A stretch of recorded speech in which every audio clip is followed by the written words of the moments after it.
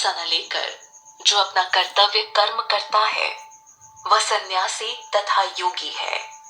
केवल अग्नि का अथवा क्रियाओं का त्याग करने वाला सन्यासी या योगी नहीं होता। हे पांडव, जिसको लोग सन्यास कहते हैं तुम उसको योग समझो, क्योंकि संकल्पों का त्याग किए बिना कोई भी मनुष्य योगी नहीं बन सकता। योग का आरंभ करने वाले साधक के लिए कर्म करना ही मार्ग है। योगारूढ़ हो जाने पर उसी योगी के लिए अपने संकल्पों को त्यागना ही कल्याणकारी मार्ग कहा गया है। जब साधक न तो इंद्रिय विषयों में और न कर्मों से लगाव रखता है तथा सभी संकल्पों को त्याग देता है, तब वह योगारूढ़ कहा जाता है। मनुष्य को अपने मन को नियंत्रण कर अपना उद्धार करना चाहिए, अपना पतन नहीं, क्योंकि मनुष्य स्वयं ही अपना मित्र है और स्वयं ही अपना शत्रु। जिसने इंद्रियों को अपने वश में कर लिया है वह पुरुष अपना ही मित्र है, परंतु जो मन द्वारा अपनी इंद्रियों और शरीर को अपने वश में करने में असमर्थ है वह पुरुष स्वयं ही अपना शत्रु समान है।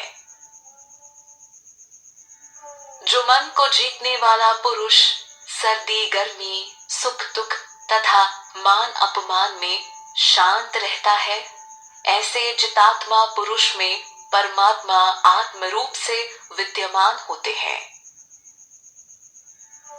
जिसका अंतःकरण ज्ञान तथा आत्म अनुभूति से तृप्त है, जिसने इंद्रियों को अपने वश में कर स्थिरता अपना ली है तथा वह मिट्टी के ढेले पत्थर और सोने में समान भाव रखता है, ऐसा योगी योगारूढ़ कहा जाता है।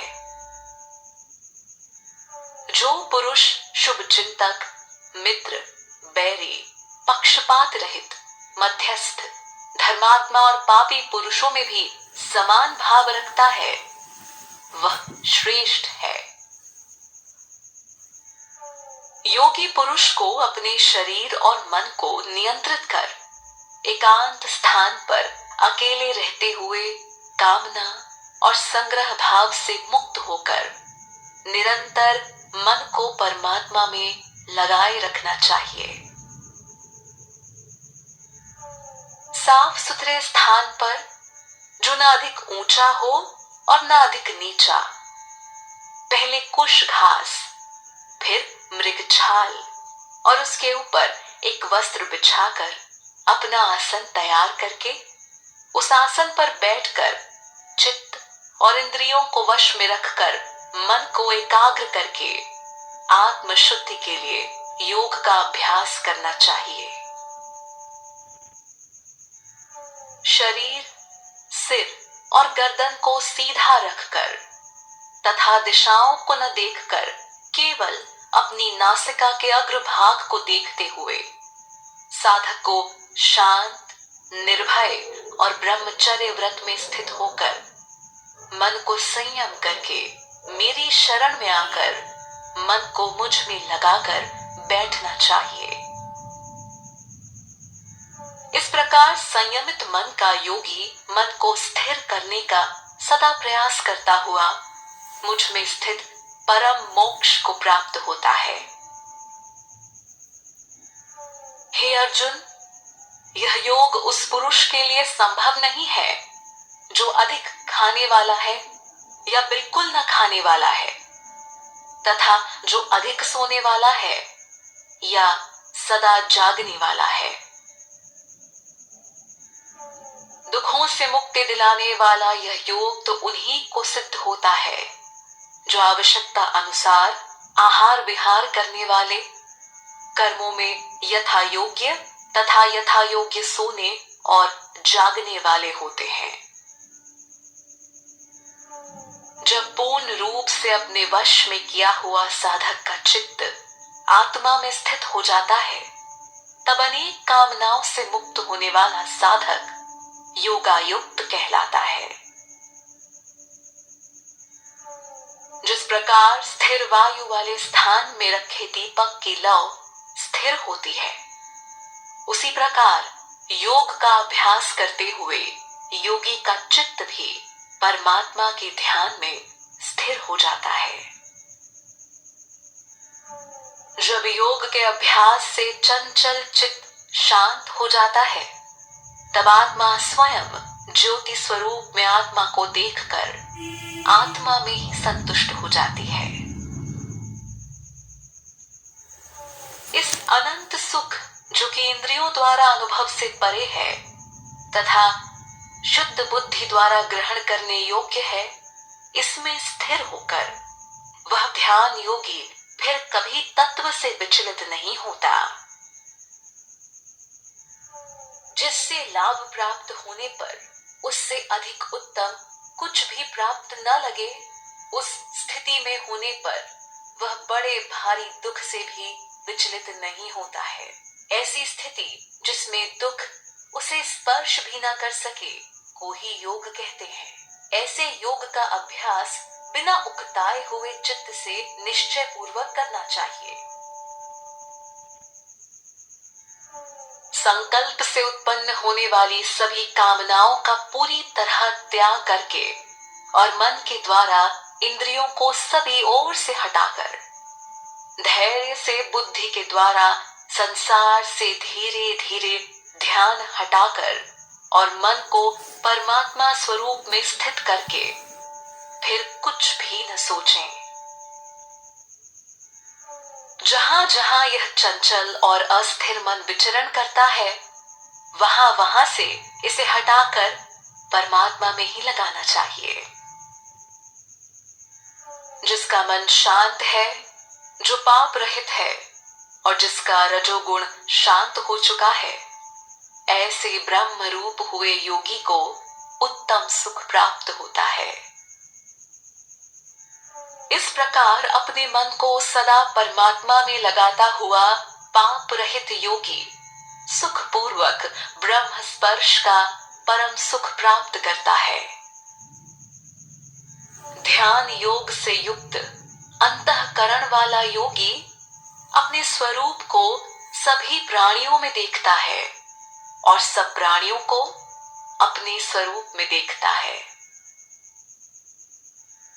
जो मुझे सब में देखता है और सबको मुझ में देखता है, उसके लिए मैं कभी अदृश्य नहीं होता और वह मेरे लिए कभी अदृश्य नहीं होता।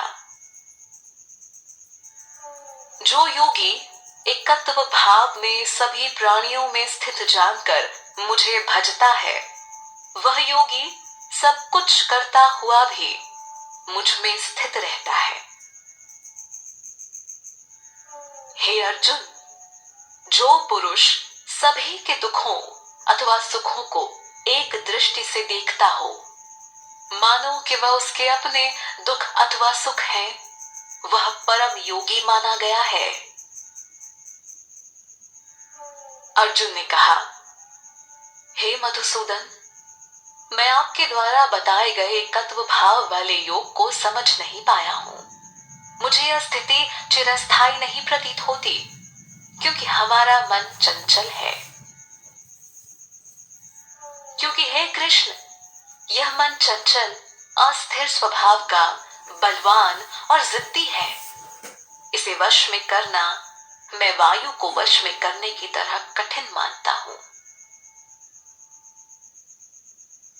श्री भगवान बोले, हे महाबाहो, निःसंदेह यह मन चंचल और कठिनता से वश में होने वाला है, किंतु हे कौन्तेय, इसे अभ्यास और वैराग्य के द्वारा वश में किया जा सकता है। मैं मानता हूं कि जिसका मन वश में नहीं है, उसके लिए योग प्राप्त करना कठिन है, परंतु अपने मन को वश में करके सही उपायों का प्रयोग कर प्रयत्नशील पुरुष को अवश्य योग प्राप्त हो सकता है। अर्जुन बोले, हे कृष्ण, जिसकी योग में श्रद्धा तो है किंतु मन उसके वश में नहीं है, ऐसी अवस्था में वह यदि योग से विचलित हो जाता है तो वह योग सिद्धि को प्राप्त न करके किस गति को प्राप्त करता है? हे महाबाहो, क्या वह साधक ब्रह्म प्राप्ति के मार्ग से विचलित व निराश्रित होकर छिन्न भिन्न मेघ की भांति दोनों कर्म अथवा ज्ञान के मार्ग से भटक कर नष्ट तो नहीं हो जाता? हे कृष्ण, मेरे संदेह का पूर्ण रूप से निवारण कीजिए, क्योंकि संदेह का निवारण करने वाला आपके सिवाय दूसरा कोई नहीं हो सकता। श्री भगवान बोले, हे पार्थ, उस पुरुष का न तो इस लोक में और न ही परलोक में नाश होता है, क्योंकि शुभ कर्म करने वाला कभी दुर्गति को प्राप्त नहीं होता। योग से भटका हुआ साधक पुण्य करने वाले लोकों को प्राप्त कर वहां दीर्घ काल तक रहकर शुद्ध आचरण वाले धनवान के घर जन्म लेता है, अथवा वह साधक ज्ञानवान योगियों के कुल में ही जन्म लेता है। इस प्रकार का जन्म लेना संसार में बहुत ही दुर्लभ है। हे कुरुनंदन, वह पुरुष अपने इस नए जन्म में पूर्व जन्म के ज्ञान से संपन्न होकर पूर्ण सिद्धि के लिए उससे भी अधिक प्रयत्न करता है। उसी पूर्वाभ्यास के कारण वह साधक भोगों के परवश होता हुआ भी योग की ओर आकर्षित होता है। योग का यह जिज्ञासु वेदों का अनुसरण करने वाले से उत्तम माना जाता है,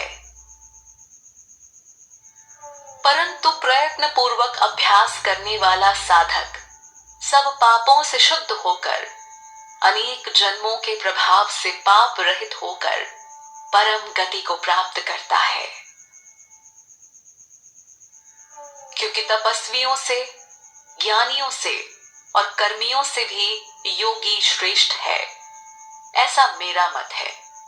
इसलिए हे अर्जुन, तू योगी बन। समस्त योगियों में जो श्रद्धावान भक्त मुझ में तल्लीन होकर मन से मेरा भजन करता है, वह मेरे विचार से सर्वश्रेष्ठ योगी है।